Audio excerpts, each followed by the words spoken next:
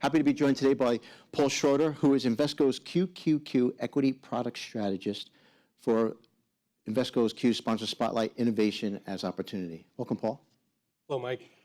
Before we get started, correct me. I always call it the Qs. Some people call Invesco QQQ. What's the proper?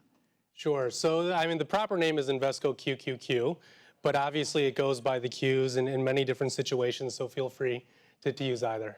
And I love the title. You know, we see markets moving up and down constantly, but it seems like over decades, innovation has constantly moved in one direction. But before we get started, can you just give us some background what the Qs actually are?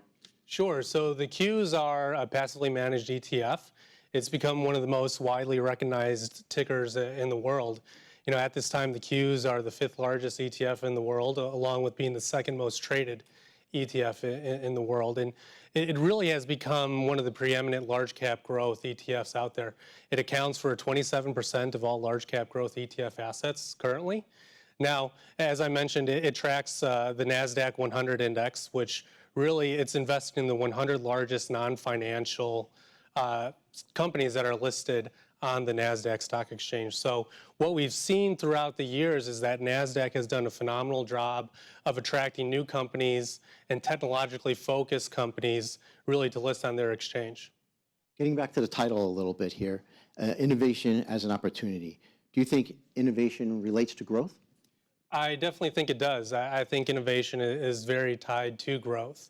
You know, I think a lot of investors also expect their growth companies that they invest in to be innovative. You know, if you think about innovation in a different way, I think the ability to be innovative is also to be nimble. You know, the Qs have a long-standing history of investing in companies that have been able to change and adapt as the markets have changed. A great example would be Amazon. You know, Amazon started off as an online retail bookmaker, really to put Barnes and Nobles out of business. We then saw them become one of the largest online retailers, and now they're a massive web service provider. So how would you quantify and qualify innovation? Like, how would you define that? Yeah, I think that's been one of the challenging things that we've seen throughout the past few years.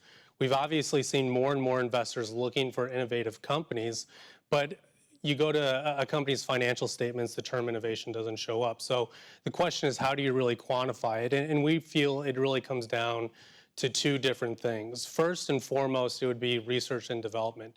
That's something that does show up as an expense. And what we've seen from QQQ companies is that they've consistently spent more and more on research and development than the broader market represented by the S&P 500 and other growth benchmarks.